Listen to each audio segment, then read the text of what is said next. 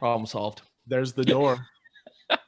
You should just know Eddie's Wi-Fi and just use his when you're on the podcast. Totally. You just like, so I'm like, hey, if you want to watch that, you need to log in. You need to watch Disney Plus on Eddie's during the podcast. All right. Do it. 3, January 1. January 20th, 2021. Welcome to episode 1 of the BAB Podcast, a podcast put together by 4 friends here in Las Cruces, New Mexico. A podcast by friends, for enemies, for anything, to be honest. Little show about the 5 B's in this world: business, building, booze, I always hate saying this, but babes and balls.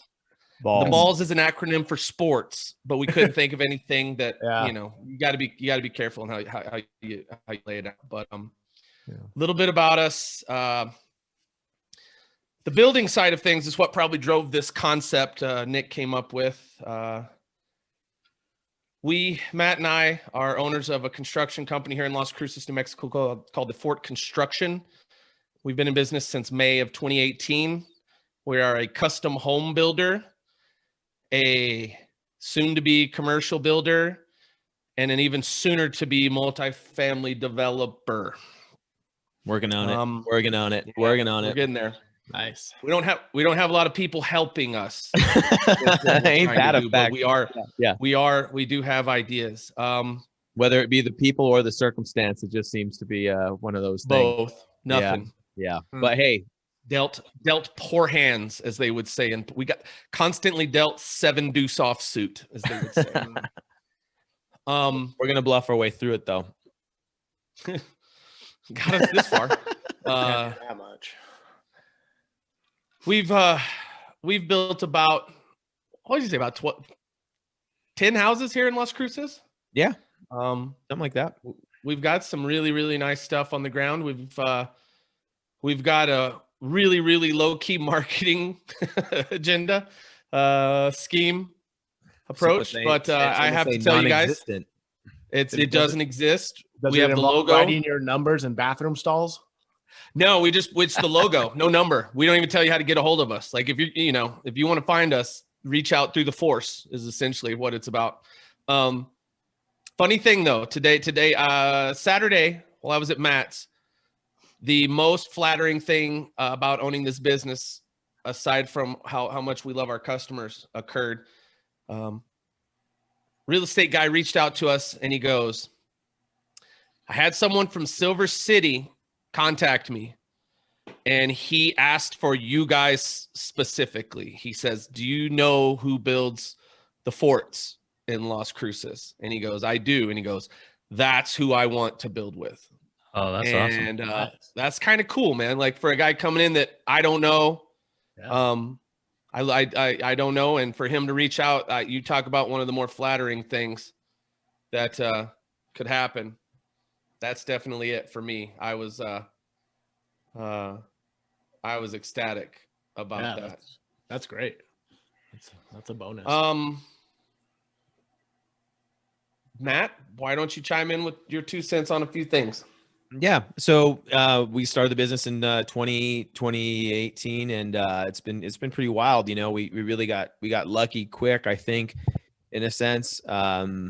Just having, and I think luck's kind of one of those funny things, because I think we have a lot of talent at our company in a lot of different ways. I mean, even with our new hire, Mark, I think that he's really far more talented than he likes to give himself credit for. And his position as a manager, he's just really kind of come into his own, because he's really good with people, and that ultimately is really what his job has been. And he's been hung up on the technical side of things, but he's got me and Kelly to fall back on for those types of deals, and he's just been doing really well. So I think just as a business, we've been just really lucky or blessed or whatever the hell you want to call it, with just having good people around us, and that being our mentality with who we hire, who we work with, and wanting to have, if we're going to sub something out, we want to have the sub that's good at that. We want to have the supplier that's given us the material that we know is going to be something that's going to be there in the long run. And And I think a lot of that stuff kind of can kind of propel you. And I keep bringing it up in the last couple of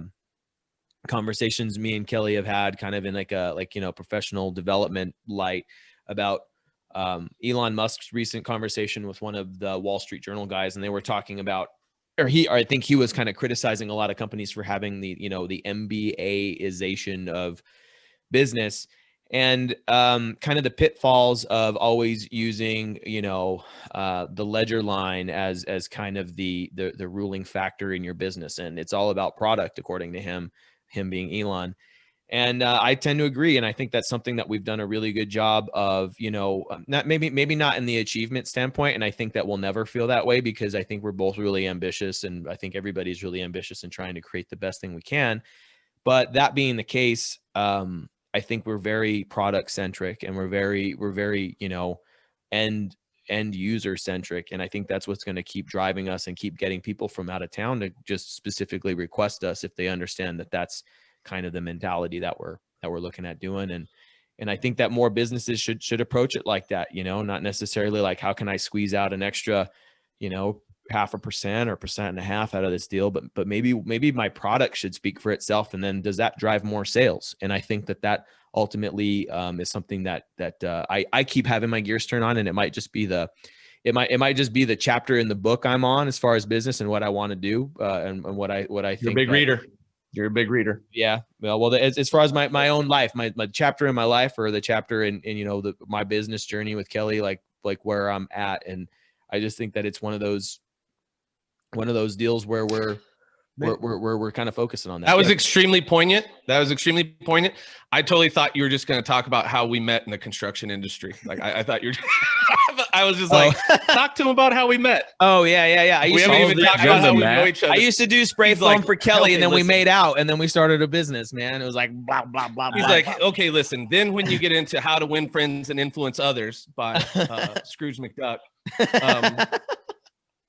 Maybe you guys should talk a little bit about your business philosophy. I think I've heard you guys in the past say, like, you sit down with prospective clients and sort of analyze them and see what they bring to the table. You're not just out there for picking up any and every client possible. No. You have a sort of a different game plan than most people would assume.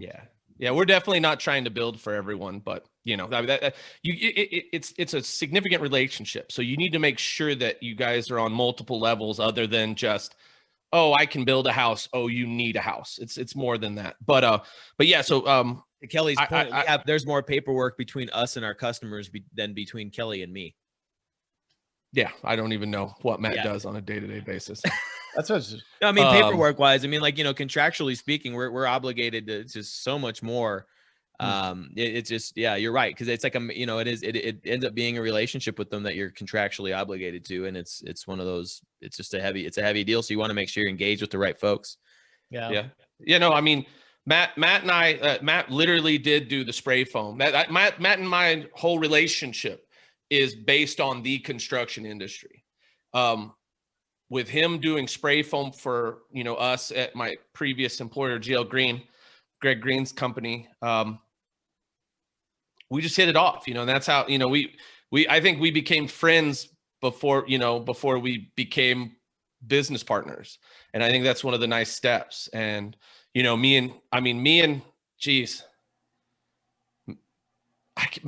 I feel like me and Eric go back.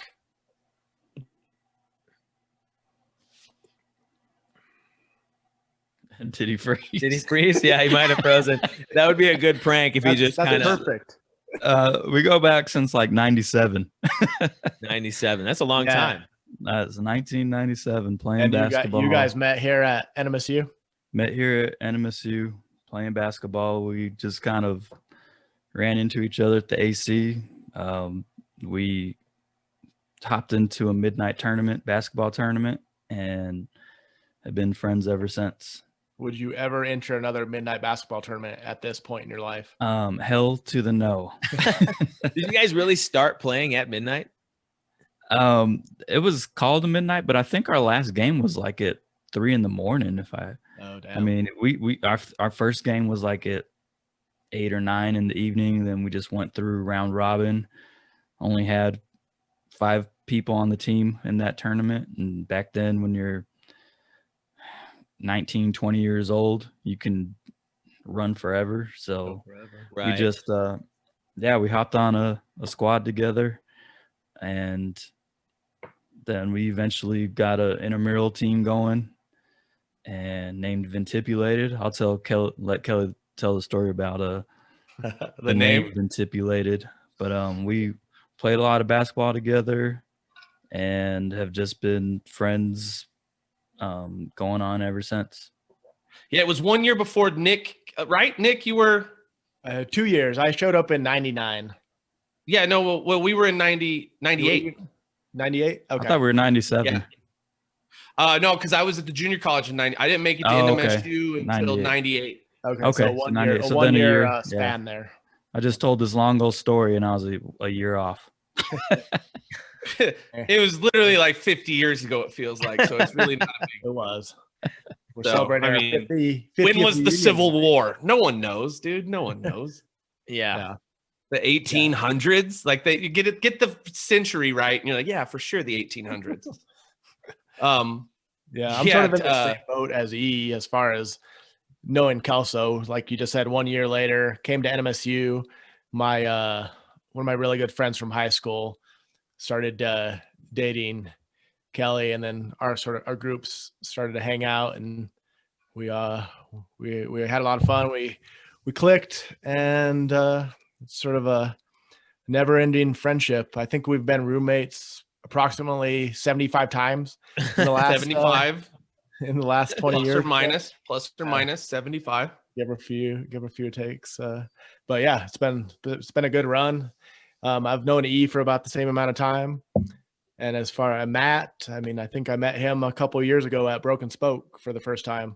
Yeah. I think we sat down and have a drink, and Matt walked in. So, and immediate friendship with Matt as well.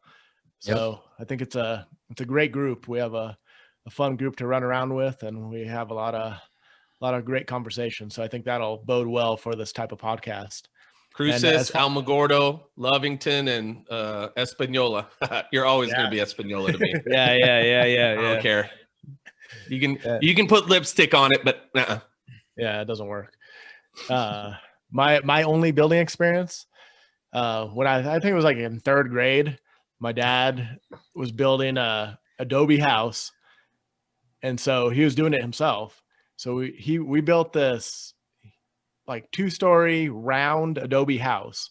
It was probably like, I don't know, a couple thousand square feet.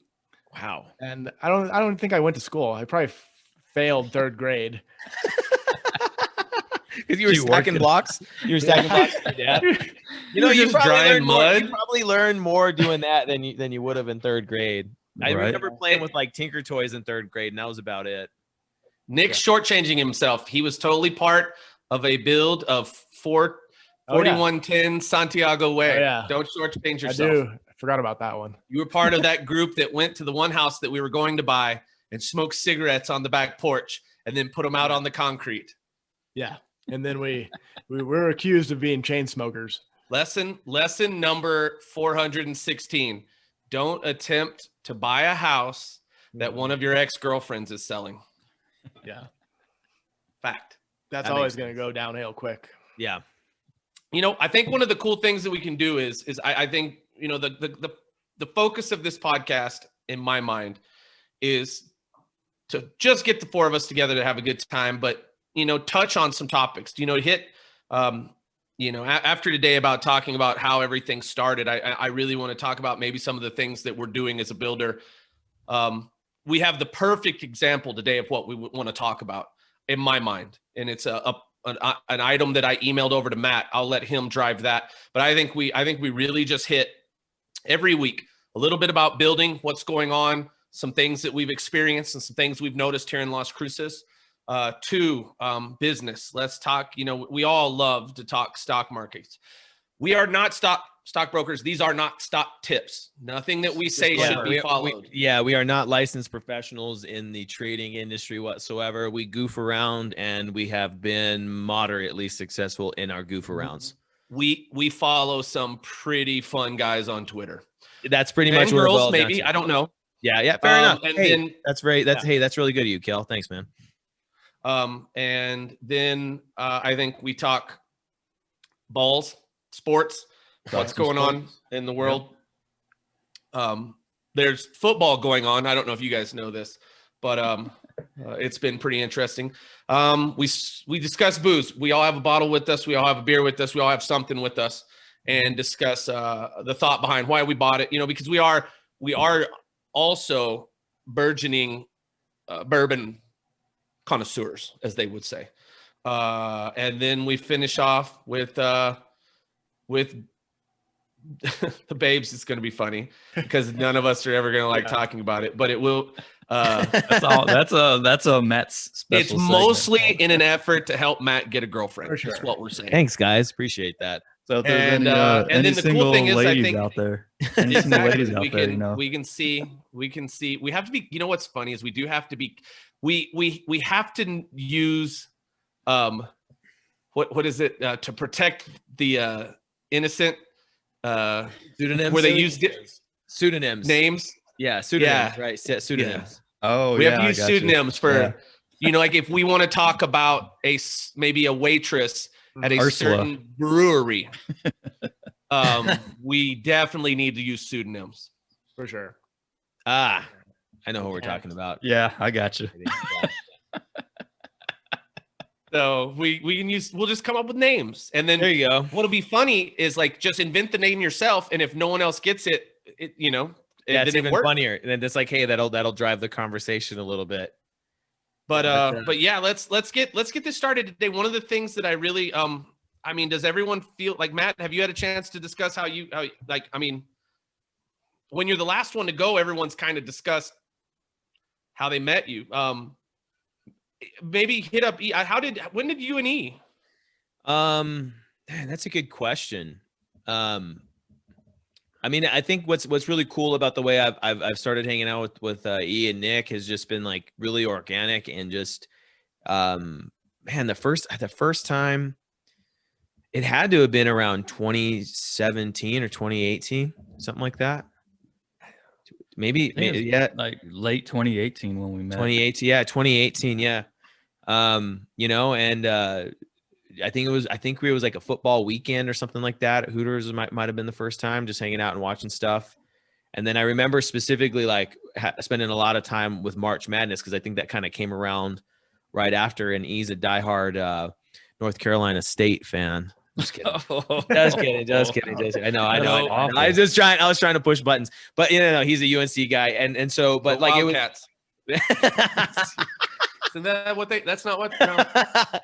No. But Yeah, so if we're gonna go there, but no, I remember that, and then what was funny is the first time I met Nick, we had a mutual friend in common when I mentioned a buddy of mine named Dax, and this got a really unique name. He goes, oh, you mean Dax Contreras? And it was just funny. I was like, hey, look who I'm hanging out with.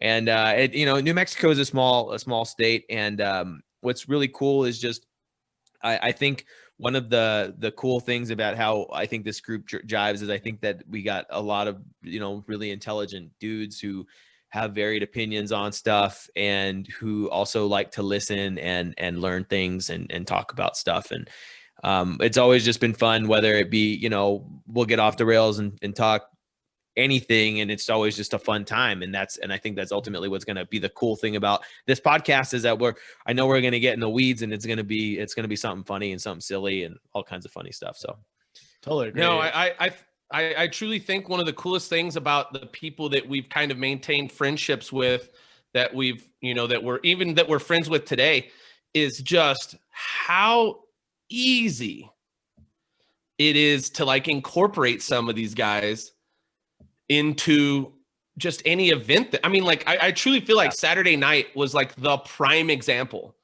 of, we literally invited people that had never met other of our friends, which is one of the faux pas about friendship, where you're like, be careful. Okay. Seriously, Kat. Well, no, and that's a good point. I mean, there was a girl I was dating there briefly, and I just had no qualms with like our first date. I brought her to hang out with everybody, And it's one of those things where you just know that the people that are kind of, I feel really fortunate in my life because I just feel like the people in my orbit, I always want to be around. Yeah. And, you know, it's pretty cool. I mean, we literally had groups of people that didn't know anyone crossways, and it was just, everyone just ends up just chatting. So, well, enough about us and our bromances. Kelso, let's talk about Saturday night really quick. How about that? How about we talk about Saturday night? Oh, that's for balls. That's for balls. That's for balls. Okay, it's coming up. That's coming up. Let me put it this way. I have that queued up. Nice. We got to touch on the structure. The structure of this. Yeah. I think we've discussed sort of a time allotment, and I think the votes 90% Kelly, 8% Matt, and 1% for E and I. You guys lead the other discussions. God damn it! I know. We're just okay. So here, honestly, there was a really interesting thing today, like from a construction standpoint, that I'm really, and I wonder if Matt's as interested as we are. I am. But one of the issues we're facing right now is that in the construction industry, lumber prices have it's crazy. A 4x8 sheet of OSB, which used to be $10, $12, $13, is 30 plus, depending on where you get it from. We just got an unbelievable deal on some OSB. Well, to put it into scale, put it into scale, like how much on a pretty good sized house, that was going to be 365 sheets or something like that. Yeah. What scale house is that, Matt? When you're talking, that's like a 3,500 square foot house. Okay. So pretty good. It's a good size house. It's a big ass house. It's a big ass house. You got the OSB on the back market? We have tried. We started sticking up railroad cars. They were just out there at the train station, like put them up. Yeah. We watched Fast and the Furious 6, which is about stealing OSB. Loaded up the Supra. It's hard. We don't have the the hard thing about a Toyota Supra is to pull this off. We don't have the Honda Civics to pull this off. Yeah. Just put them on the roof and hang on to them. Hey Matt, bring up that thermoply thing though. But I had my one of our suppliers reached out to me. Goes, I was in there making, paying them. They always want money. It's weird. I don't get it. Yeah, it's the worst thing about them. Ridiculous. He explained to me that there's a product that we've used in a different manner that has a structural sheathing component that's going to be in the $13 a square foot or $13 a sheet range. And one of the cool things is that once you put it up, if you take, when you build your house, you've got your structural sheathing, and then we come in and we'll start with some vapor barrier to then put our stucco systems up. So it's generally OSB, 2x6 exterior studs, 1/2 inch OSB, and then 2 sheets of black paper, chicken wire, and stucco it. Go the gray coat, go to color coat, do the things. We actually primer stuck, neither here nor there. But one of the cool things is, one of Matt's biggest concerns with our houses is how do we keep water out?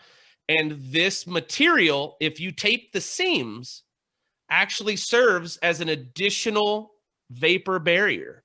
Nice. And so our thought is, if it provides the structural support component of what we were paying for a $26 sheet of OSB on a house with 300 sheets, and we get it for 13, and it also makes the house more moisture resistant. Yeah. It's this double down.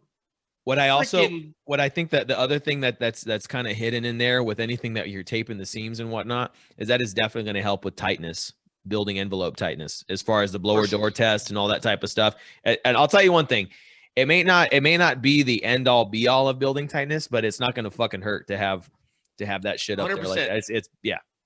And I mean, think about it. 26 sheets or $26 sheets, 300 sheets, $200. Mm-hmm.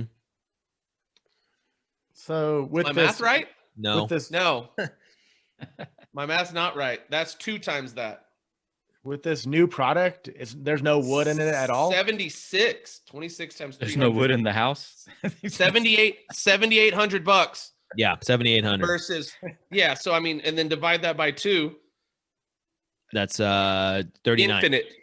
Yeah, 39. So we just save $4,000, you know, if we did that, and potentially have a better product. $4,000 and maybe have a better product. And so, you know, that's one of the things that we're constantly, you know, the battle that we face is this ever increasing inflation cost of building a house due to limited materials, limited trades, limited skills. And then all of a sudden, you know, you have something that comes, I mean, geez, on a $300,000 house, you save $3,000, that's 1%. Yeah. That's not a bad little, and that's what we're constantly trying to get better at. How long does it take, like on a $300,000 house, how long would it take to tape those seams versus the normal OSB, where you don't have to tape seams on the OSB, right? Well, you know the funny thing, Nick, is that you almost, I don't want to say you should, but I think ultimately taping the seams is kind of that icing on the cake, where it's gonna really take it to that vapor barrier standpoint.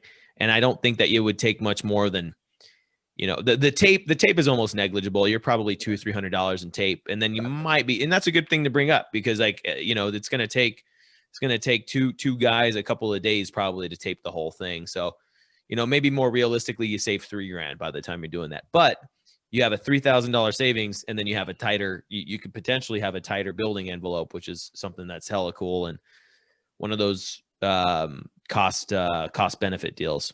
Yeah, in the long run, it's going to save you so much money. Matt, explain building envelope for. Oh, yeah. You got it. So building envelope is kind of like a loose term as far as I've heard builders use it, but I think more specifically, like if we were going to get into it with an engineer and architect, it's going to be the things that are keeping the elements out. So your roof is part of your building envelope. Your excuse me one second. Your roof's part of your building envelope. Your vapor barrier on the outside is part of your building envelope. Your sill plate is going to be part of your building envelope. Your windows and doors are going to be part of your building envelope ultimately. And it's kind of what keeps the elements outside. So insulation ultimately is one of those factors where I think that a lot of folks don't kind of really think of, especially if they're old school. Cause like I have an uncle who's a builder and he's super old school. And he says some of the dumbest shit I've ever heard about, like having a house breathe. And it's kind of adorable, but, we'll get on that topic later, but the building envelope is basically what keeps the elements out as far as I understand. So there's all of these factors, that you need to employ to make sure that the walls stay dry. One of the reasons that saying that a house should breathe through the walls, so to speak, why that's so fucking retarded, is that you know what comes with air? Moisture. Yeah, I know it's going out there. I get it, but there's moisture in the air all the time. There's not moisture in the air. There's moisture in the air. Not in the desert. Yeah, in the desert, man. Oh no. There's ask the facility manager for Las Cruces Public Schools about a moldy elementary school. Oh wait, I'm that guy. But yeah, no, you're gonna have moisture move through the air and get sucked into a building if you have a very leaky building envelope. So anything you can do to resist that, and insulation's a factor too, because if you have insulation that resists air transfer, you have less chance of moisture making a migration into the walls and that kind of thing. So that's building envelope in a nutshell, is just keeping the elements out, keeping the water out, keeping the air out, all of that type of stuff. That's the in Las Cruces, New Mexico, in the Southwest, it's keep the rain out of your roof, keep the dirt out of your house, and keep the cold inside. That's your envelope for me. That's right. That's until it's winter. Right. And even then, I mean, dude, literally how many, like if you've turned your heater on, there was like 2 or 3 days this week where guaranteed heater wasn't on, you know what I mean? Yeah. Well, for you, you don't have like a house right now, but that's different. Hey Matt, real quick question. When we move to this next, I think we can move to this next topic. I was just, in all honesty, it was a super cool day today in the sense that a new product that could literally help us build a better house, potentially build a better house for less money. Yeah. And that doesn't happen. I mean, I can count on one finger the amount of times that's happened to us since we've been building. But it's very rare. I It's feel super like rare. Every upgrade you want to make almost always just ends up costing more money. Yeah, I feel like this is a perfect time to segue into the business side of things, which E and Nick can totally lead into. But I do need one thing. I need a security question answer from Matt. Yeah. What is the first name of your oldest niece? Beverly. Beverley. BEV Everly. Yeah. Beverley. Everly Brothers. It's got like an EY at the end. Yep, we're in. I'm in the Ameritrade. That's all I was trying. For some reason, my computer forgot us, so Beverly got us in. Well, all right. Before we go there, Kel, you guys starting any new projects lately? We've got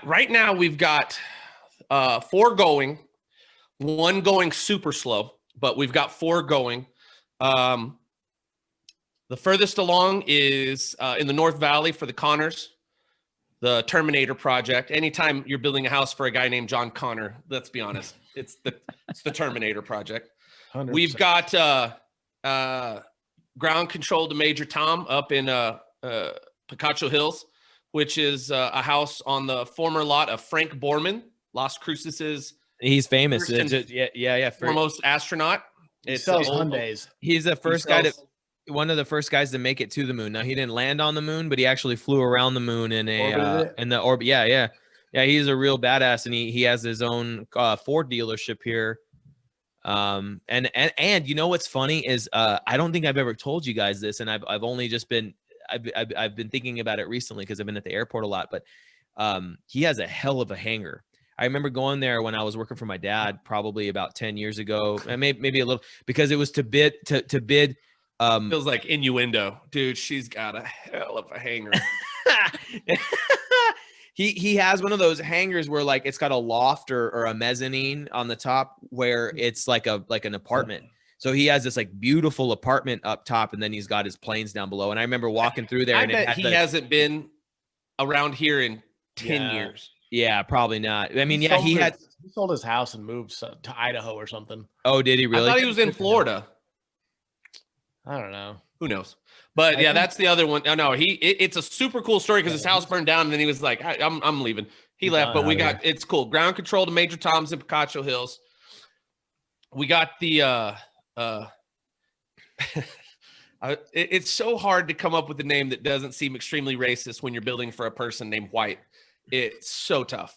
But we got the Whitey Tidy out there behind A Mountain for NMSU's PGA Golf Pro Jason White, making good progress with it. And then a little further up the hill, hidden off of Silver King Road, we've got the old, what we call it, the old what's the old 49er? What type of person would 49er would go mine for silver or something? Pan for silver. Yeah. So we got that one back there. We've had to make some changes, as Eric can attest to, in some subcontractors. We've unfortunately let a few people go, and it's all in the best interest of the business. Yeah, all in the best interest of the business. And fifth but not least or last is a remodel that we're doing in Mesilla Park for one Eric Bransford, and we're super excited about it just because it is a really neat concept. I'll be over there tomorrow. The plumber's going to meet me over there tomorrow to discuss whether or not we want to run that gas pipe. We want to reroute that gas pipe before the HVAC guys get in there. Nice. We'll see. But no, everything's trucking along. The concrete guy went by today, so I think he knows that's first and foremost number one on our list is to get that job done. We're going to get that electrical conduit in there for the floor plug and to get it back over to the island. Right. This is what you get if you sign on for a project with the fort. You can come on a podcast and you'll get your entire timeline spelled out during the podcast.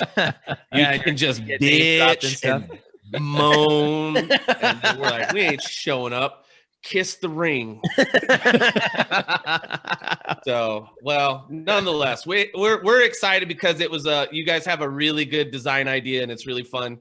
Yeah, it's super rad. Really I think it's trying to super, make it work.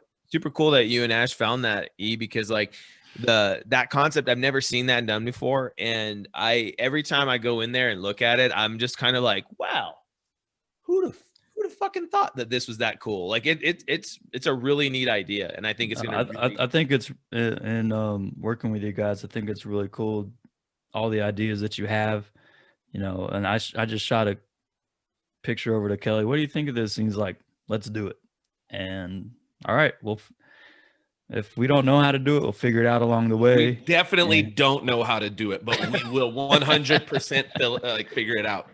Right. So we love being friendly consultants on this. So, Nice. well, now it's time to talk some dollars and cents. We'll go to I feel like we need Nick, you need to get like a stock market bell to ring when it's time. Like, when it's that's time a good to one. switch Yeah. to- Yeah. you ring the I want stock a market gong. bell. Need But a no, gong. you guys light into it, man, and then let us know what's up. You want to shoot it off, E? Well, I just kind of want to know what everyone's hearing lately. What are they seeing? What are your favorite stocks that you have right now, E? Oh, there's some weed stocks out there that I've kind of been keeping an eye on. Energy stocks. I think I think that's new administration in the White House. We're not going to talk politics, but I think that's where it's headed. We're talking about a lot more energy friendly items for the planet. Electric vehicles, solar power stocks. I've read to keep an eye on those. Toss some names out, man. What's your favorite? I mean, Yeah, and like I said, shout some tickers out, E. I don't. You liking? You know what? I haven't really. What weed stock do you have right now? Weed. I have. I have ACB. I have. I'm holding ACB too. Piggyback on that. I have AFA, AP, I have AFA. I have AFA. HA. And I've been putting a lot into that sundial growers, because it's super cheap. Super cheap. Yeah. It's super cheap. Yeah. It's like I have sundial as well. Sundial seems to track with ACB. If I did a just a cross comparison where I put them both on the same chart and they track together.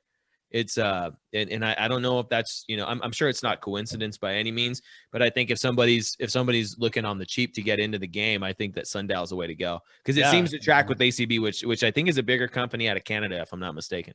Yes. Yeah, it's Canadian. And SNDL's out of Canada too. Oh, they are? Okay, shit. Yeah. I think most of them are out of Canada. Yeah. I didn't get ACB. Unless you're working with Jesus over here, like here in Cruces. His shit's pretty good. That was a bad joke. He's on he's doing an IPO next week, right? Yeah. Yeah. You say IPA? Gonna smash an IPA. Something like that. I think we touched on you touched on the electric vehicle sort of component a few seconds ago, E. And earlier, Matt mentioned, sort of in the lead-in, Matt mentioned the Tesla component, and then Elon Musk talking about MBA degrees and things like that. I wonder in the Tesla business, how many people actually have degrees in his business, like versus non-degreed people working for Tesla. That's you think there's some hypocrisy going on there? Is that what you're saying? Totally. Yeah. I would. Well, maybe he's ultimately talking about. I see what you're pointing out, but I mean, maybe that's not the case. Maybe he's saying like, I get that. So I think that there's two things going on here. I don't think it's as simple as it being a binary thing where you can't have somebody who's been intelligent enough to go through, college and get an MBA. But I think what he might be pointing out is that the overarching or the over guiding principle shouldn't be mere profits, because that's short-sighted, right? And if you're gonna try to, I'm trying to think of a specific example, but if you're just trying to just squeeze every last little bit of profit out of a project, and I'm just relating to how this is as a builder, you can do that, but you could also go out of business because you've failed to meet your customers' expectations. So I think that maybe the idea being that you would go, and back to the Elon Musk thing, that you would be so product focused that you would be willing to maybe forego some additional revenue or gross profit or net profit or whatever, to exceed expectations. And I think that's something that Tesla does. And it always trips me out when he's like fucking like, hey, your car dances now, I got an update. And you're like, what? like that's the crazy, so he's constantly finding ways to make the product exceed expectations. And now that's definitely a byproduct of the tech sector and things that, that I don't think that me and Kelly could necessarily replicate in entirety as a business. But I think that when people are doing their business, I think exceeding customer expectations, or at least trying to be product centric, where you're focused on product rather than, and again, I no knock on people with MBAs. I mean, I don't have shit for a college degree. So it's definitely something I got a chip on my shoulder about in some sense. But I think that there's something to be said about being concerned about what the end user gets as a product, and that supersedes what maybe the those fine tuning bottom line things have to do. And I mean, I'm sure those are probably some of the most interesting board meetings to listen in on. I mean, I'd love to be on a fly on the wall when Elon Musk is chastising somebody who's trying to squeeze out an extra, $25 a unit or something. I bet you that's pretty funny.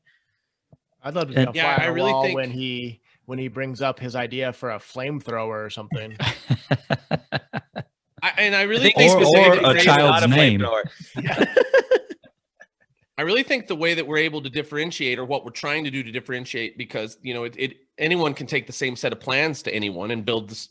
They can call out the same spec. You could literally walk someone through how you want your house built. Right. But where we have an opportunity to differentiate is that customer interaction of building a house. For 99% of the population, it's the biggest purchase they ever make in their life. It's the most stressful thing that they ever do in their life. And if we can develop a reputation of being people that are empathetic during the process, that care, that you feel like, hey, I know things didn't go exactly how we wanted this week, but I know that you're as upset as I am. If we can kind of create that interaction, if we can create that feeling, I think we'll differentiate ourselves as builders. A former customer of mine at the previous builder chimed into a post that I had on the Fort Construction Facebook page. I saw that. And she just said, she's like, oh, super excited. I was telling someone about you the other day, and that you're the only reason we made it through. We made it through the construction process. And that's what we're trying to be. That's what we want to be. Right. We'll continually. I think people will really see what we can do when we finally get to that point where we can build our first spec, which is like just me and Matt going ham and doing what we want. I can't wait for that. Then when we talk, that'll be our Elon Musk moment. Right. But until then, it really needs to be customer centric, customer focused. Right. Well, on that spec, if you're going total Elon Musk-esque, the doorbell needs to be like, need to be able to upload different doorbell chimes. So a fart doorbell has to be one of the options. Oh man, that's what Mark would put up there. Mark would definitely have. I also think we might have our first caller of the show. So Matt might need to check the links to see if our first caller has arrived. The Burketto? No, it's just a caller, just random, just a rando, as we call it in the industry. Schmo. I don't know. I forwarded him the link. Oh, really? Oh, nice. That's amazing. I'm keeping an eye out for it. Thank you.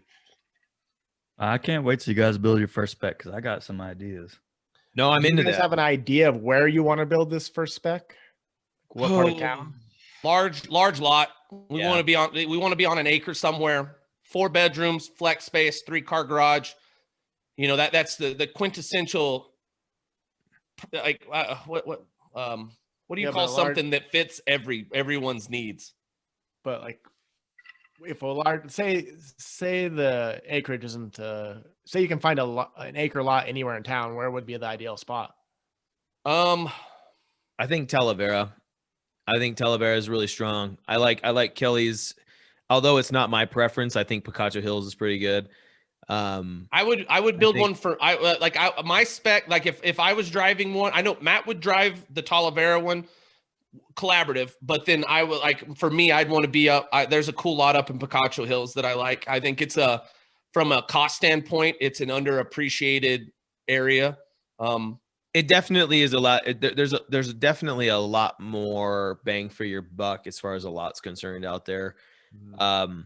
Again, I'm just thinking more about what seems to cause scarcity. One of the problems with Talavera is just like this cloistered thing with the real estate market and the people who do the listings. It's just it's really been frustrating and it's really off-putting, you know, in the way that some of these folks kind of operate up here, but they kind of I get it. I mean, it's probably not going to go away anytime soon.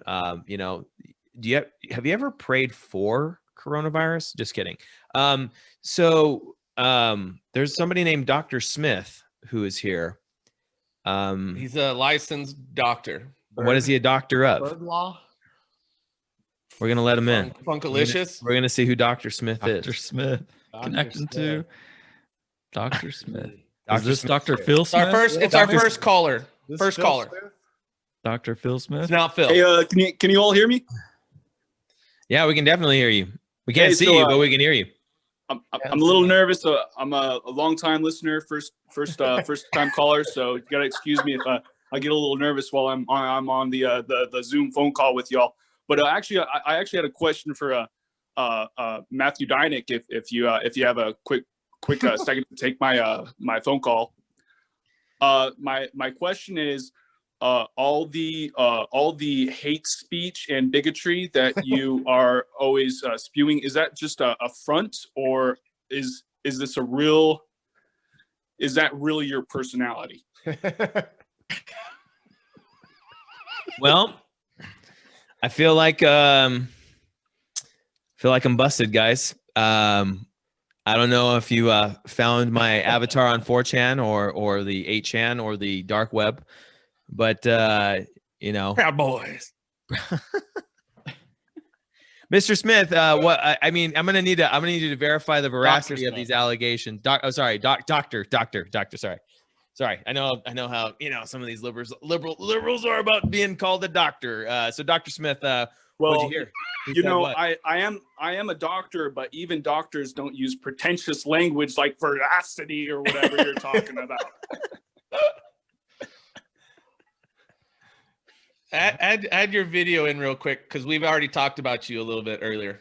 Yeah, we talked a lot of trash about you earlier. Everybody, this is Mark Stolberg. He's going as Dr. Smith, but he's the Forts project manager, and we're actually talking really nicely about you at the beginning of the podcast, and I'd like to recant everything that I said. That was really nice. He's kind of a piece of shit. His hair's all fucked up. True. Yeah, all of these things are accurate. On video. Hey, so you didn't prep for this at all. There's no. Where's your green screen at? Because it looks like Matt's jerking off in his office chair. You should listen to him talk about this podcast, and he absolutely might be. That's why he needs the green screen. It's protection from everything else. That makes sense. Camo screen. You make your hands disappear if you move fast enough. Well, guys, I gotta go, but I'll leave you with this. If I can turn around my camera here, I just want to let you guys know to love and be kind, daring, creative, funny, positive, loving, loyal, honest, genuine, fearless, generous, original, brave, optimistic, grateful, unique, and happy. You guys have a great night. Thanks for Thanks, Mark. All right, Dr. Smith. Thanks, Dr. Smith. Catch you later, Dr. Smith. Doc. Allegedly, doctor. Also, where can I watch this? Ooh, great question. Oh, Great question. So this should eventually be on the YouTubes and hopefully Amazon and Apple and Google Play. Excellent. Hey, Well, Dr. Smith, before you leave, Yes, sir. Dr. Smith, you need a sign that says "Live, Laugh, and Lube." Oh, that's good. That's good. And you might also need to slam a White Claw for us just on video. Yeah, I actually went sober. I'm actually sober 38 hours as of now. Hey, Congratulations. Great job. Good job. What kind of coin do you get for that? Nothing. I would pick up a coin, but How about some whipped cream, Mark? Slam that ham in there.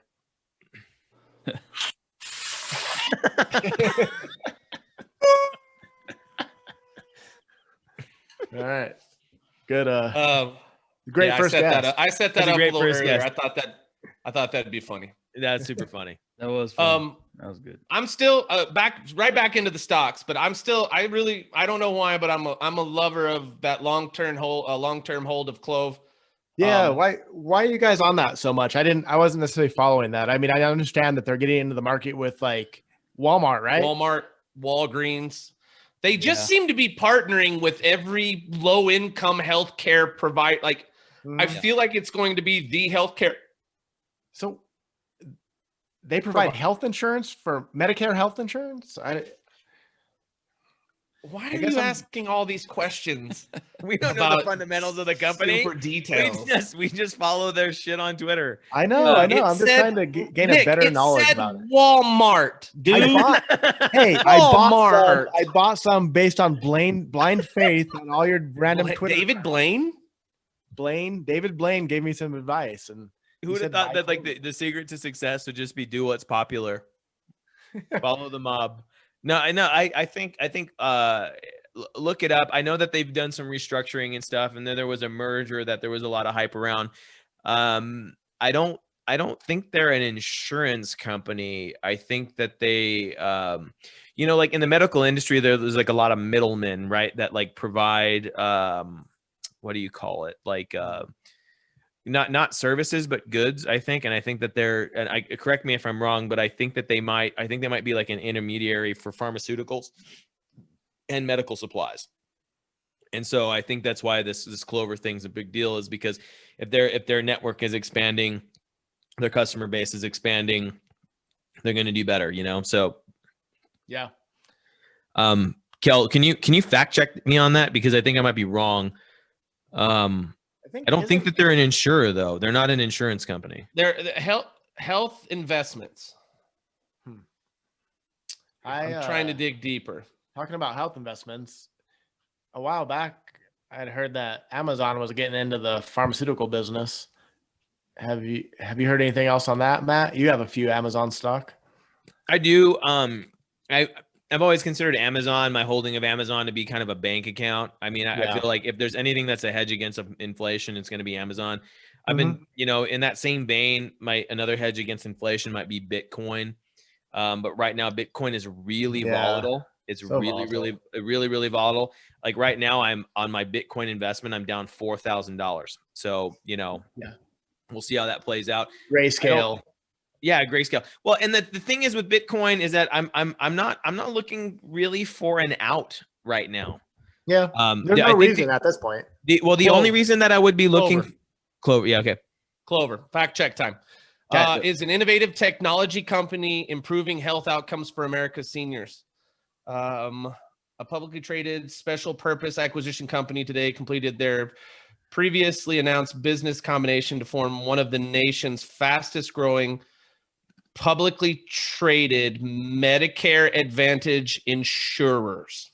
Oh shit! So they are an insurance company. Mm-hmm. Yes, yeah. So that's what. Yeah, but I think they're technology focused. I think Zach Morris is all about it. Then, if that makes sense, because I didn't even read it until now, and I still bought it. Well, yeah, but you know what I think might be a huge factor then is I mean with a Democrat in office.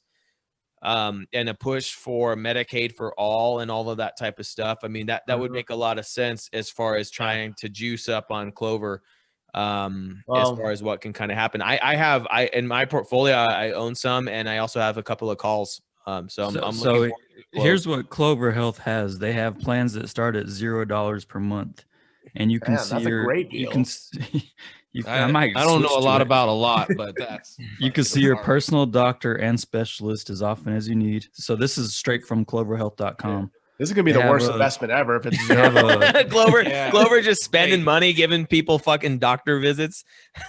they have a cap on costs and dental coverage. It's like when I would have So- run for like student body president at like 8 years old, and I'm like, free Cokes at lunch, guys, and they're like, yeah. No, I'm just kidding around. But Everybody, come on into Walmart. they may have found a way to use those Medicare, Medicaid funds to make that happen. And I know that there's plenty of ways. The healthcare industry has been so bloated and just so what's the word? Like it's been so corporate and corporatist where they've been intertwined with government and regs and stuff.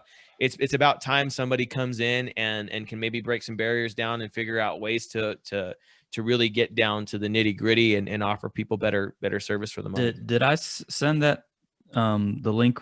Did it say that they were partnering with Walmart or Walgreens or something? Walmart and then Walgreens as well. Right. Okay. Yeah. So presently they're pretty small. They're only in a. Well, they just the Clover side just became part of it. Was IPOC, right. and then Clover just became like I guess they IPOC bought Clover but wants to keep the Clover tag. Oh, I see. They like the branding. They like their branding better. Yeah. But for me right now, my portfolio is weed, healthcare, which is Clover and GHSI, and then two electric car company like Neo and Tantec. Tantec does the what is it? The driverless systems. Like they're a program for driverless cars. And then finally I have a little bit in VDRM. So probably a good time to transition into what we're drinking tonight, boys. Yeah. Yeah. I'm rocking. Eve, lead it off. Yeah, this is your wheelhouse.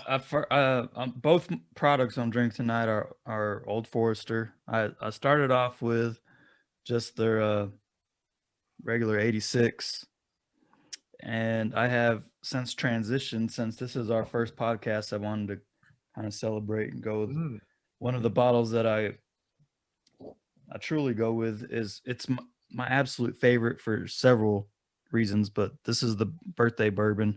The birthday. Yeah, that looks cool. The bottle. Where did you get that? How did you get that? How did you hear about it? And how'd you get it? So I went to the Kentucky Bourbon Trail, and one of the first hotels we stopped at when we got to Louisville before we made it down to Bardstown, we stopped at this historic hotel, and I asked the bartender there, I said, what's a reasonably priced bourbon that you would suggest that I could have? And he gave me Old Forester birthday bourbon, and it's been my favorite ever since. So that's how I got on this actual bottle. I was just scrolling around one day and I found it at a Total Wine in Austin, Texas. And I have a coworker that works in our IT department, and I asked him if he had any friends in Austin, Texas. He said he did, and within 15 minutes his friends went and found the bottle for me. Wow. in Austin, and eventually shipped it to me like a few months later. Damn. But I have 2 other bottles of it that I have paid extreme secondary prices for. So you can't find it locally. No, you're not gonna walk into Kelly Liquor and find this bottle at all.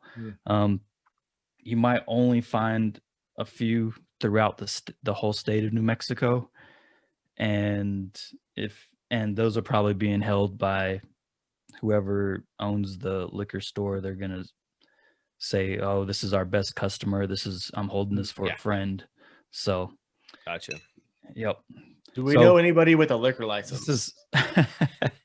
So this bottle is like I think it's around $100, and the other bottles I've had, you end up paying about $300 for them. Wow. Gotcha. Each. So, but that's my favorite bourbon, and Cheers. if I have extra money around, that's what I'm buying. Thank you. Hello. Cheers. Just right there with E. I'm drinking Old Forester. What he started out with. I'm drinking the 86 proof. First bottled bourbon, Kentucky straight bourbon whiskey. It's a super solid bourbon if you're into bourbon, and it's in what does one of these run, Eric? It's probably $23, something like that. 24 Yeah, bucks. like $23. It's a great daily drinker. Yeah. Great price, great taste, very smooth. Yeah, it's a low proof at 86. So if you're just starting to drink bourbon, that's a good proof to start off with, I would say. Yeah. It's not gonna burn your face off. Yeah. Nice. I stopped by the Clover business partner Walmart earlier to Allegedly get some dog food. We're sponsored. Guys, listen, if you haven't been to a Walmart, it is a fantastic store. It has all sorts of accoutrement.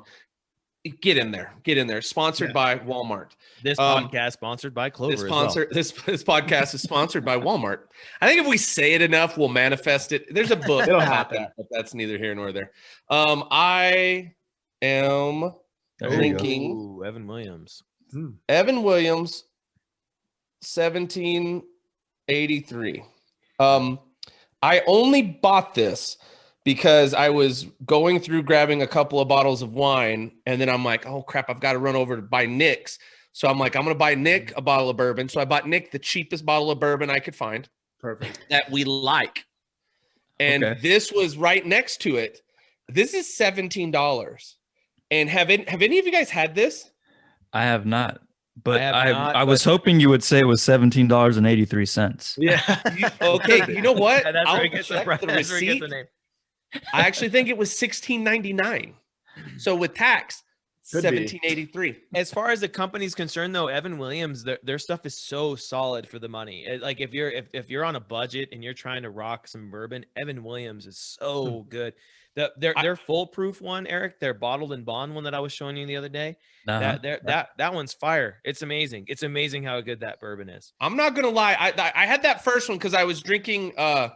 I had it in my hot toddy first so that I wouldn't just chug through stuff and then just be like face down on the podcast. But I had the hot toddy first with a peach hot tea, fantastic. But then I had another one sitting on a big block of ice, and it mellowed out. And then I just poured some more in here.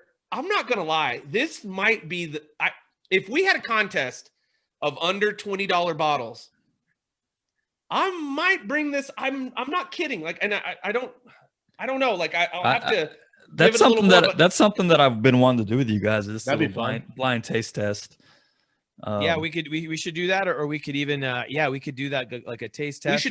We should break it down into price ranges. It should be 12, absolutely. Yeah. Let's do 12 and below, 20 and below, 30 and below, 50 and below. You know, like there's a couple, but I'm not kidding, man. I really think that if we're talking bring a bottle under $20 to the table, I'll bring this next time we get together. I want you guys to try this. I am literally a little blown away, and it's an easy drinker, man. I mean, I just had it in the hot toddy, so it was just like, you know, nice. And then on this, I just topped it off again, and it's just man, it's weird.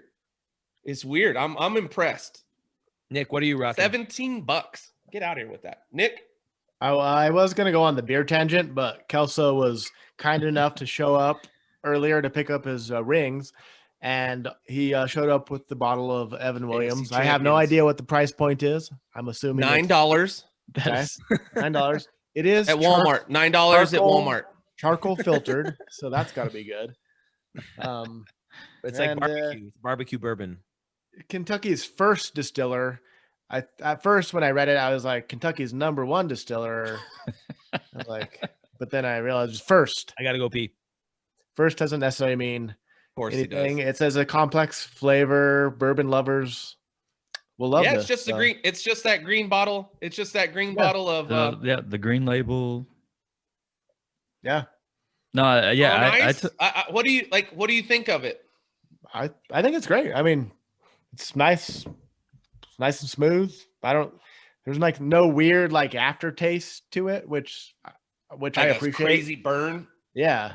So I'm totally fine with it. I mean, but I'm not anywhere near as well versed with bourbon as you guys are. So, I mean, I'll slowly get up on that, but I'm gonna integrate bourbon and beer going forward. No, you'll be. I think it makes most sense for you to be the wild card, as Charlie Kelly would say. Yeah.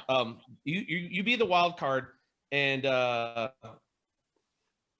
you do the beer, and then occasionally, and I'll always have Evan Williams to fall back on. Well, and it, like I said, the whole year. It was $9. It was as much as this ring, Nick. It was as much as this ring from China. But no, I just think it's like I said. I was going by there. I was like, oh shit, I ain't trying to spend a lot, but I saw this one. It looked good, and I saw the green bottle, and I was like, oh, I'll just give it over there, and then, give it away to friends. Perfect. Yeah, it's great. It's not bad. I actually took that bottle over to Matt's not too long ago, and it's he drank it in a night. He drank it in one night. Probably. Let me tell you guys. I want to tell you the story about my Pappy Van Winkle story. Okay, I don't know if I've told you. You saw the photo. Like a gentleman, I drink my Pappy with mango White Claws. That was a really interesting deal. And what's funny is I don't think I have the most sophisticated palate when it comes to bourbon. Mm-hmm. But I feel like it's tough too because there's a lot going on in them. Kelly, I got about $15 left right here. If you, dude, are you kidding me? In Tucson, that's $60. That's $60 worth right there. I don't actually speak. We could tie this into investment strategies. Have you guys ever watched the Pappy Van Winkle story, like the whole, like the YouTube video about it? No. Yeah, I've read about it, but I didn't know there was a YouTube. Watch the YouTube video. It's awesome. So good. It could also be an investment strategy, trying to figure out how to get your hands on it. Even you know what's crazy? Even on the secondary market, there's potential gains. Oh yeah, absolutely. Yeah. You're gonna at least make 100% gain at the lowest. I think so. At the lowest. Yeah. But the funny thing is, so I went up there and I saw it, and Eric pointed out the other day that there's a place in El Paso that has it. Who is it in El Paso that has? I don't remember. I have to go back and. There's some place in El Paso where we can go. Like they have it as a bar drink. So we will literally need. Nah, it's a bar. No. It's a bar. But so I saw it. I was like, okay, all right. New Year's Eve. Actually, it wasn't New Year's Eve. It was after that because New Year's Eve. But ordered it, and $60 for the drink. For 1.5 ounce. 1.5 ounce. Wow. And all I know is this, even though my palate is not refined enough to sit there and tell you like this one's better than this one's better than this one. Unequivocally, the single greatest bourbon I've ever had in my life. Like, it's weird. I can't tell you why, but I can tell you it was. It's the that best makes total thing. sense. It's just you try it, and there's you don't need to be a mechanical engineer and to say that, like, why if you've ever driven I've driven a Porsche once in my life, and that's the best car I've ever driven in my life. Porsche. Sorry, excuse me. But I don't know. You know what I mean? I'm not a good. mechanical engineer. I don't know all of the intricacies of why that's so. But as somebody who does, operate a vehicle from time to time, you can, that makes total sense. It makes total sense. And it was out of this world. It was out of this world. It's good. I think with that, especially with that 10-year, is the caramel taste that it has is just incredible. and it makes it that much more delicious. It burns when you drink it. There's a burn. All the good ones do that though. What was the one, the stag one that you brought over the other day? The George T. Stag, yeah. That has a hell of a burn. But that's like 130 something proof. I don't know. Yeah, that's why that one burns. No wonder I felt that way the next day. But without a doubt, 107 on the 10-year. I was it's so good. Pappy though, aren't there several layers to it though, Eric? Like, aren't there, or not layers, but levels as far as like what the 10, the 2, can you kind of explain that? Because I still am kind of in the fog about that. And as far as how long it's been aged for? Is that what, I don't know. Is that how they differentiate? The 10, yeah. So those are all years you're mentioning. Okay. So it's a 10-year, 12-year, 15-year, 20-year, and I believe they have a 23-year. They get smoother as they age? Not necessarily. So I was reading about that the other day, and they were talking to one of I can't remember what master distiller it was, but he was saying the primary aging before you get into some of the woodiness flavor, because the longer you age it, the more wood flavor comes through. And he was saying 6 to 12 years is the primary flavoring. Anything over 12, you're going to get some of that wood flavor. And so he was saying, it's not necessarily the longer that it's aged, it's better. It's not necessarily. And a lot of the barrels that are aged for so long, there's a lot of waste because it just tastes like crap. Gotcha. And there's a few barrels that are like, okay, this will make it to market. This is still good. Gotcha. No, it's one of the, it's weird. I can't wait to try it. Like, I can't wait till we get over there. I told Matt that one of the things, and be aware, if you find something, it totally is something that Matt and I are both willing to invest company money in. If you find a bottle, just be like, dude, give me your credit card number. Like, just holler at us and I'll give you the Amex and like, we'll get it. Because I really am excited to try it, like to sit down and try it with you guys, because I mean, you talk about it in a occasion maybe, or something. Like it's the real deal. All right. There is a bottle that I really want to go for. It's called OFC, and they come out, I believe they're 25 years, could be wrong, but they're 96 bottles coming up, and I thought that'd be super cool to get a 96 bottle, especially that's graduate high school in 96. But you had me at hello. So it's like a $2,000 bottle retail. Jeez. Okay, maybe quick. Listen, we're into some weird. We're about that life, but yeah. I'm looking at Total Wine in El Paso, and the most expensive bottle of bourbon they have currently in stock is Kentucky Owl Straight Bourbon at $300. Kentucky Owl is pretty good. I haven't had it, but I've heard it's pretty good.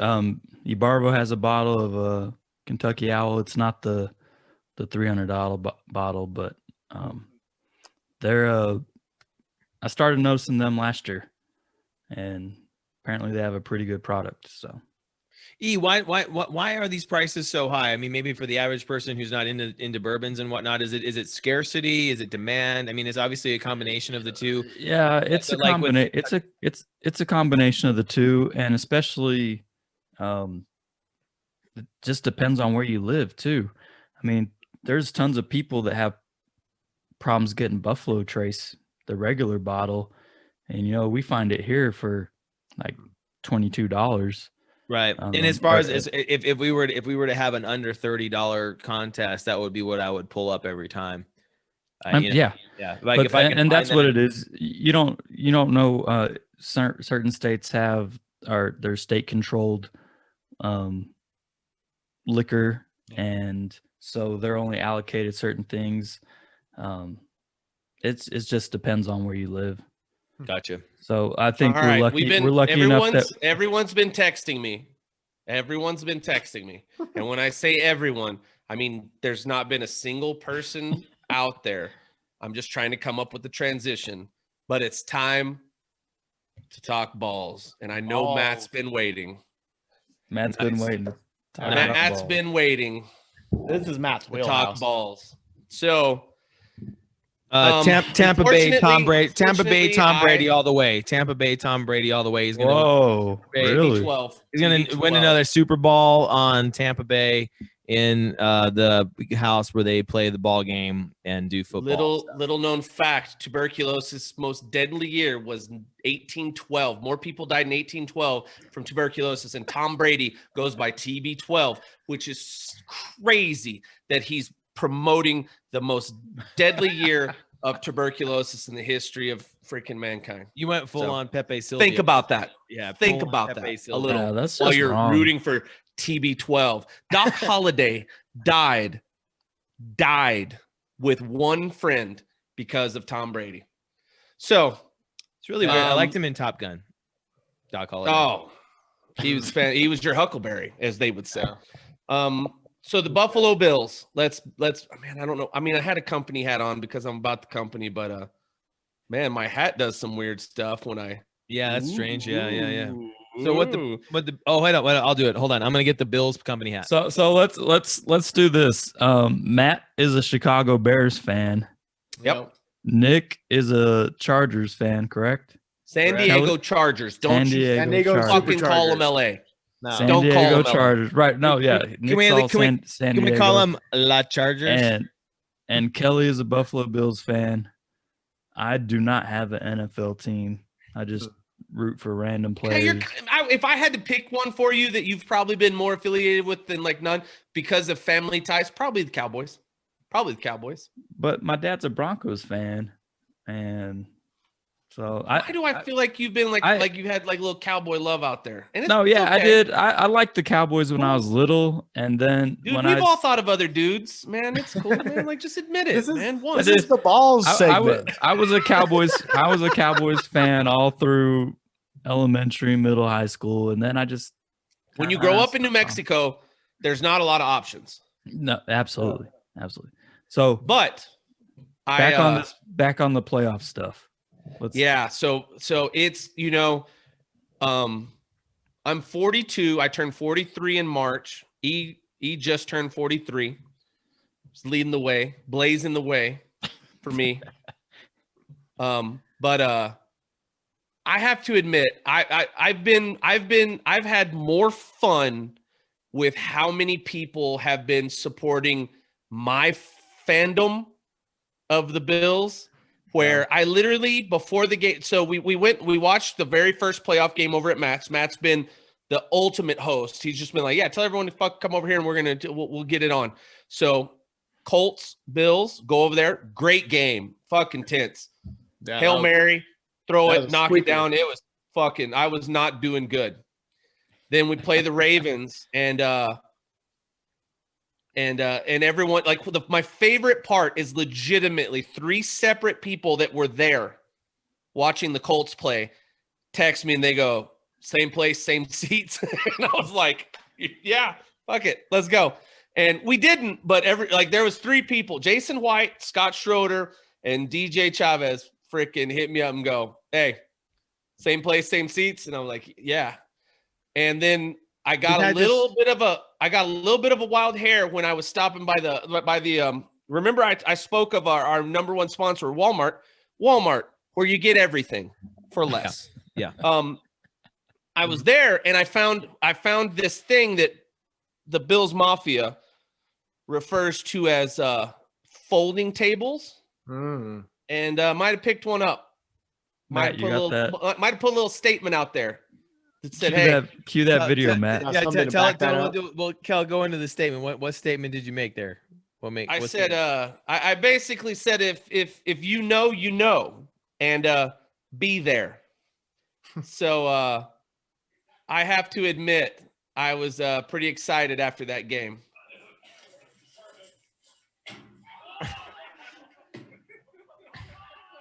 Is this in slow motion?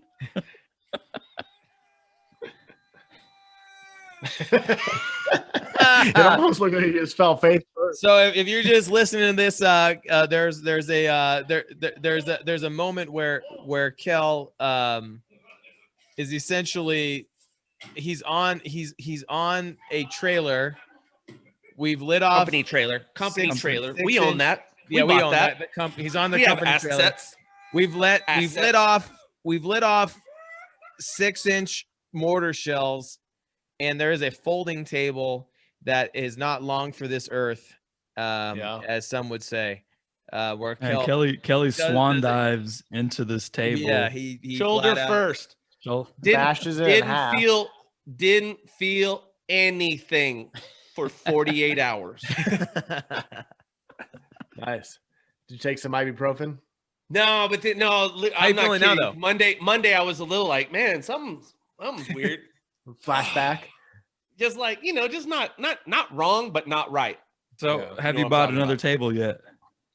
No, because here's the deal.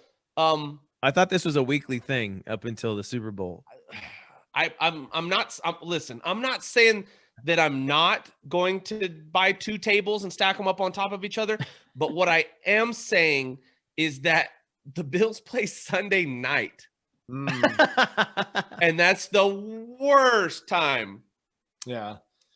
To try to sit there and be like, you know what we're going to do? Because who's going to be there? How many grown-ups have jobs? 7. I don't. That's the advantage of being an owner, Kelly. Yeah. I know, but like it's listen, if there's 5 of us there, did it I don't know. It's a tough one to beat. I'll tell you this much. In all honesty, I don't have anything planned for the Chiefs. The Chiefs are heavy favorites. They're an unbelievable team. It's going to be tough to win. I was actually going to do, all right, I'm going to let it out right now. I'm going to do with Matt the Penn and Teller bullet catch. So if the Bills win, Matt's going to get one of his Glocks, and I'm going to catch a bullet in my teeth. Sweet. Yeah. That'll be good. No. I'm not going to do that at all. Matt, listen, just open a drawer at Matt's house and there's a goddamn Glock in it. But that's not the point. We can defend ourselves. We're grown up. Still on the Bills tangent. Let's talk a little bit about, Bills. I totally agree. Bills fans are probably premier fan base in the NFL.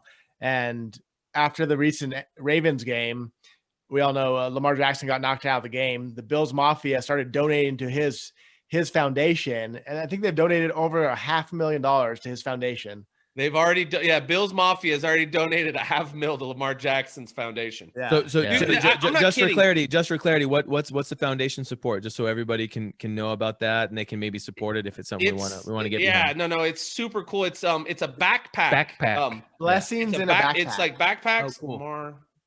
Yeah, it's called Blessings in a Backpack. Blessings in a Backpack, and this is Lamar Jackson's deal. Yeah, so it's legitimately I think it's backpacks and it feeds kids. It's something for low income kids in the Baltimore area. Louisville area, I thought. Oh, it's Louisville? I think so. Let's see. Feeds kids on the weekend. Let's see. What do we got here? So far this weekend they're going to feed almost 90,000 kids. Badass. That's badass. That's super badass. So guys, so what is it called one more time? $448,000. Yeah, let's keep shouting it out. What's the name of this thing? Blessings in a backpack. Blessings in a backpack, everybody. Check They're that on shit Twitter. out. Twitter. Blessings in a backpack. That's awesome. Yeah, no, well, I mean I'm not, dude. That's what the Bills Mafia is known for, man. These dudes, they're great. Those guys, they get out there and they it's insane, man. Like the amount of money. And what's funny is there's just so many of them, and they literally do it. Like I think everyone, because Lamar Jackson's number's 8, they were doing it in $8 donations. $8 donations. That's sick. That's sick. Yeah, so on their website, $8 donations. When you pull up Blessings in a Backpack on, at least on your phone, the first thing that comes up, it says Bills Mafia. Nice. Click here to donate. 16,000 fans 112,125 hunger-free weekends for kids. That's so dope. It's awesome. So, It's while we're talking about foundations and raising money and whatnot, I just feel like the thing that's been tripping me out just on Twitter and everything else has been Dave Portnoy's.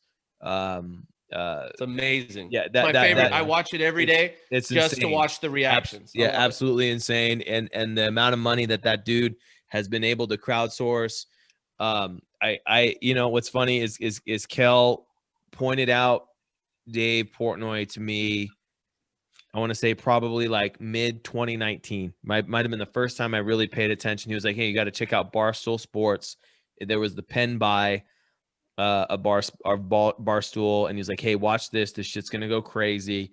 I didn't know enough about it. I'm not plugged into that world. None of us did. Yeah, no. I just loved. I loved him, and I was like, we should have fucking dumped everything in there. Oh man, yeah, it's nuts. And he's such a cool dude.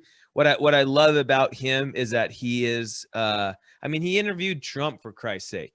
Like he is just the chillest, coolest dude who has this like open mind to stuff.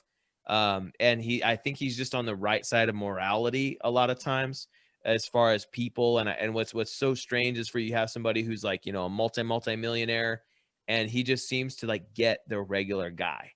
The regular dude, like he seems to just be plugged into that and what people are going through and whatnot, and just to see what he's done with his foundation or his charity or whatever the thing is called, where he's trying to help small businesses through this COVID deal. It's absolutely unreal, and just a huge shout out to that. I don't what is it called, Kel? The fundraising deal he's doing. The Barstool Fund. The Barstool Fund. Yeah. This is the Barstool Fund. No, I my favorite thing is watching him call people in those reactions. And what's funny is I think he's actually a little addicted to it, and how good it has to feel. It's got to feel awesome. Yeah. You know, we I mean, we're a freaking drop in the never-ending tiniest bucket on the face of the earth. And then, you know, we were fortunate enough to have a couple people reach out to us about doing some Christmas things. And that's a great feeling. We did the bare minimum of it was unreal. But we tried, and we all went in, and I can't tell you what that feels like as far as how great it feels to get photos from those kids in Alamogordo, who Leah Mars, man, I'm going to butcher her last name, Marzipan. I always say Marzipan, but I don't know. I don't think that's it. But, you know, Leah hooked us up with, and then Maggie Baber hooked us up with those kids here. And then our wonderful, our cleaning lady, Genevieve, and the kids we helped there, she sent some photo. Man, we got to do some cool stuff. We do it in such a small scale, but how unbelievably amazing it feels to think that maybe we helped.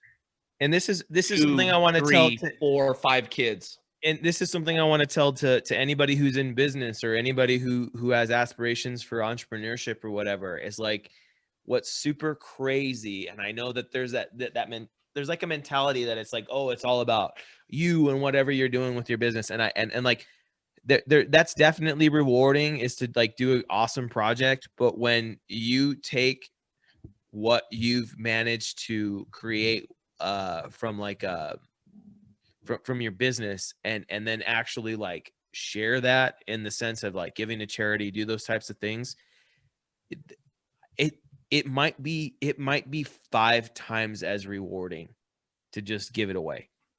And so I just, you know, it's really, really crazy. And in a weird way, like it almost makes me just want to pursue success and do better because of just thinking about all of the crazier things you can do that might make somebody else's life better, you know, like the more bold things you could do to help somebody else out. Yep. And I know that not every business person thinks like that, and that's fine. They can do whatever the hell they want. That's their right. But I would honestly encourage everybody to really think about that as far as their mindset and like what they're pursuing, because it floors me every single time, and I feel like I forget every year, and then Christmas rolls around, and then we start shopping and we spend a few $1,000s buying stuff for people. And it is the most rewarding like 2 or 3 days of the year. And in the It weirdest, doesn't get any better. It doesn't get right. It's great. Like we were laughing. We were making fun of each other who got the best Nerf guns. You know, we were stacking up Nerf guns and being like, yours sucks. Like I got these off of Amazon, and you obviously those might be refurbished. Like you get them for $19.99. You know, we're having a fun time just trying to make somebody's day. You know, make some kid's day who asked for Nerf guns, and I think some kid asked for Nerf guns, and we might have given them 10 Nerf guns. Minimum. Well, and then here's what's hilarious. Is because of how much we love and adore fucking Dave Portnoy, we stumbled across one of my favorite investment guys. The guy that I'm just sitting there going like, dude, you know, I'm like, the way this guy's living his life, and I'm like, I sent you guys that. He donated $250,000. Yeah. And I was just, I mean, you know, Mason Riley, and then by seeing him donate $250,000, I was like, okay, FYI, that's the life I want to live. What do I got to do there? And then you open him up and you're like, dude, what are you like? You're clearly like a part-time lifeguard, and you've got great hair and a great tan and a great body raiser. And all you do is just live your life and donate $250,000 at a drop, like on a drop, like, yeah, get out here. So, and then we stumble across him. Then he thinks all of those guys that helped him get where he was, and it's legitimately Zach Morris, Tim Sykes, Odd Stock Trader. You know, it's all these people, Trader Text. It's these hilarious guys on Twitter. It's funny how everything's full circle. We're talking sports. Right. We're talking business on what we want to be we want to be a better business so we truly want to give more. We want to help, you know, a local business, Oregon Mountain Outfitters, and Chris Lang, and just all the stuff that dude does, and how can we help? He's an excellent conduit for so again, like, how do we help him? Let's plug him really quick. I mean, like what those guys do as far as school lunches and whatnot. That's absolutely, and what he's built is just a brand in Las Cruces. Wonderful brand. Yeah, it's out of this world, dude. The dude, and you don't have to be in Cruces to get his stuff. You can get it online, Oregon Mountain Outfitters. So check that out. Yeah. That's amazing, cool Little stuff. Bounce back to Barstool Fun. Barstool's raised over 28 million. That's what? 28 million raised so far. Whoa! I was impressed when I saw 28 mil. I saw 17. 17 was the last. OregonMountainOutfitters.com. Anyone that happens to see this gets some really cool Las Cruces stuff for sure. All right, now let's roll into one of those last topics. Yeah, we got our final main topic here. I think it's more so along the lines of a dating profile for Matt. He likes on either Grindr. Knees. He likes knees, elbows, and toes, and weenuses. What's a weenus? It's the skin on your elbow. You know what? Yeah. Especially when you hit that little soft spot on your elbow. Yeah, that's when you hurt your elbow. You're pronouncing it correctly? Elbow. Elbow. I did like the idea on our rundown sheet. The idea on our rundown sheet, as far as, I mean, there was the dating apps. There's a number of dating apps out there. What are you using right now, Matt? What's your go-to? Where are the ladies at, Matt? Yeah. Right now, I'm strictly Bumble right now. I haven't really branched out. What about that? What's that? What's your favorite? Like, if you had to break down your top 10 things about Bumble, what are your top 10 things? I think it'll give us two. Well, no, I mean, as far as Bumble's concerned, girls are driving, man. Yeah, they're driving. Yeah, that's totally a factor. Safe. It's a safe space. Yeah, for them, you know. Not like this. Not like when you end up in a bar with this guy. Knockout. But where are we at? Hey, so Kelly, if it says Kelly on the side too. If the Bills win, do their rings have Bills Mafia on them? No. Ooh, that'd be cool. Fan. I mean, you know what? That'd be a classy thing And I'm not saying that they wouldn't. I'm Yeah. not, you know what? I'm going to put it out there right now. If the Bills somehow, some way win a Super Bowl, the Super Bowl rings will have the words Bills Mafia on them. Somewhere First on 'em. podcast to ever say that right here. Yep. Thank you. You heard Thank it you, here. Ig. You heard it? You heard it here first. All right, so All right, back to Bumble. okay. Listen about stuff with all the serious stuff. What's up with Tumble? Tumble. Bumble. No, Bumblebee. you know, I actually, it's funny. It's funny that we're talking about this today because I've actually given this a lot of thought. I am not certain that that's the best avenue to meet people, so on and so forth. I know with COVID that it's a big deal, and that's probably the only reason I'm staying on it. Yeah. I've had, you know, a couple of interactions and stuff and chatting with some chicks, but nothing of like any real note. The best dating I've had has been not through that necessarily. It's been more like, you know somebody who knows somebody else, and then you meet that person. I think that that's a lot better in a lot of ways because I'm thinking of somebody in particular that I was spending some time with a few months back, you know, and the circles don't match up. So like you're dealing with somebody who's a lot different of a person, and maybe there's a reason that, like, you know, your social circles don't line up in a certain way because there's certain expectations out of life, and, you know, certain accidents happen and then there's a lot less forgiveness. But you know, there's you know, like it's just one of those things. But like, I don't know, I you know, Bumble wise, you know, they're out there for sure. I mean, we live in a small community, but you know, El Paso's right there. This is a really interesting place to date in as a combination senior citizens retirement village and Right. college town. Right. Yeah. Well, especially is with college, weird. with Not college much in being out of between there. session. Yeah, college being out of session is a Oh, problem. you haven't started going up. You haven't gone up a couple floors. All right. Well, Well, I mean, Get you on know, that it's missing out.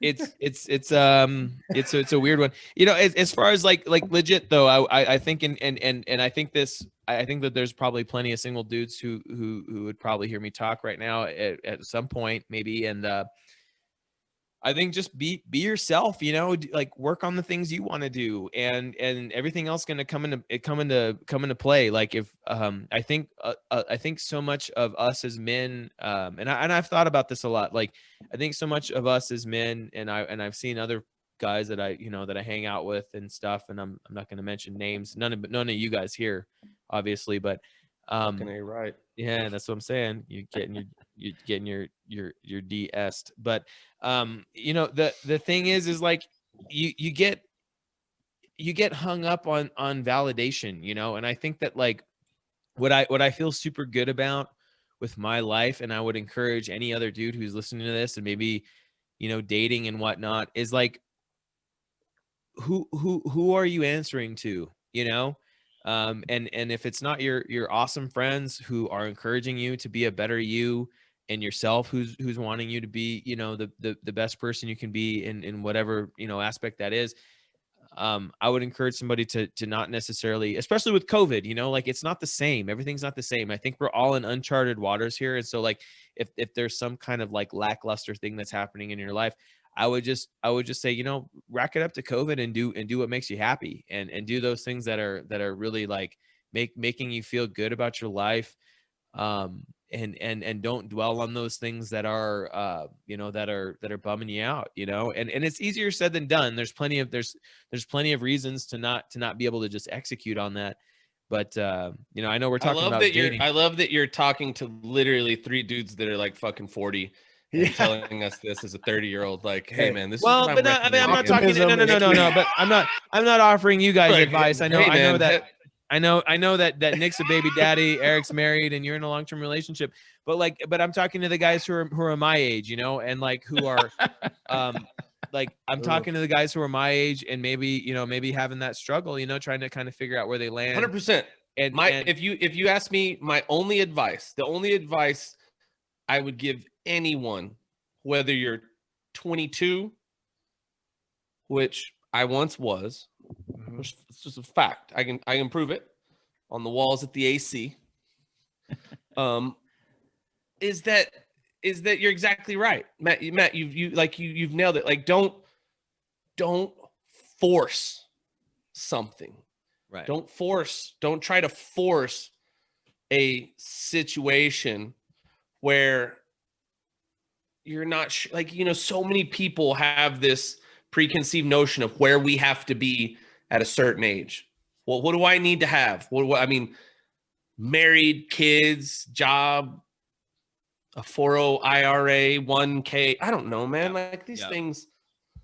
And it just don't like, you really do. You really have to.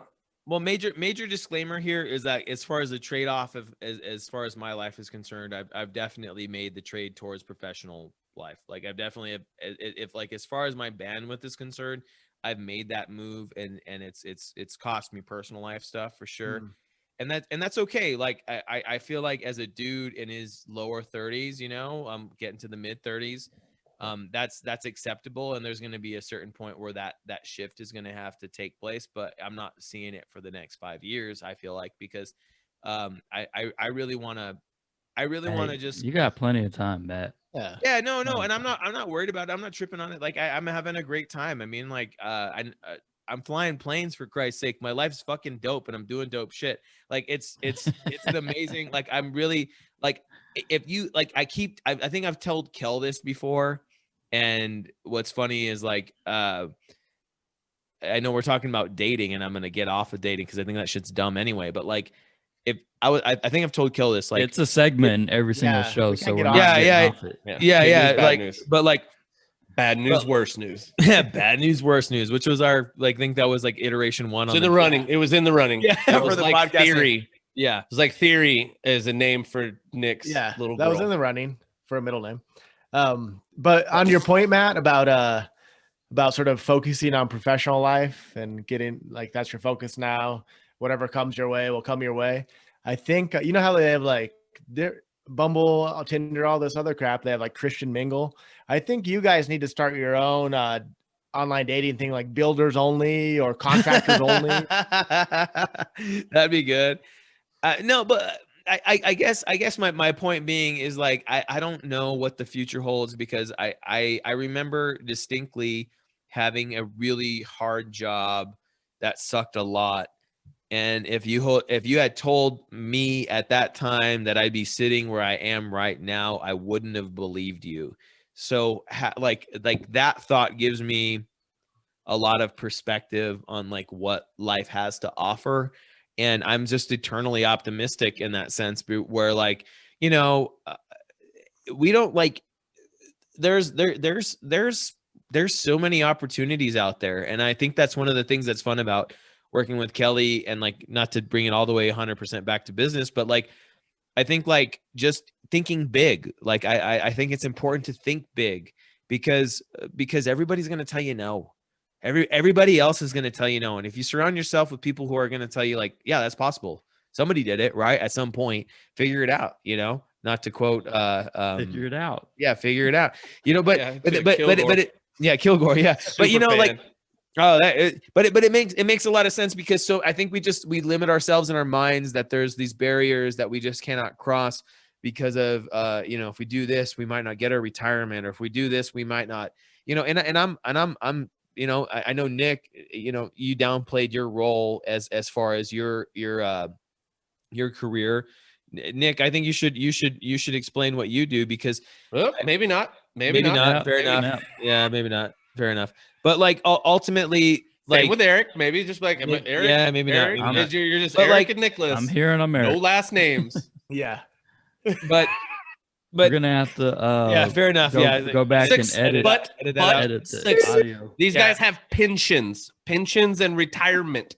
These guys are on the path. So, Matt, you're exactly right. Matt.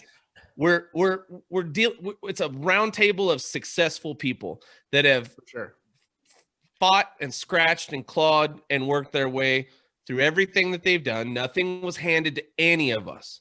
Right. And I think that's my favorite part, is that we, no one woke up on second base here, and that's super fun. Now, don't get me wrong. None of us are going to get to stop working next year and be like, hey, guess what?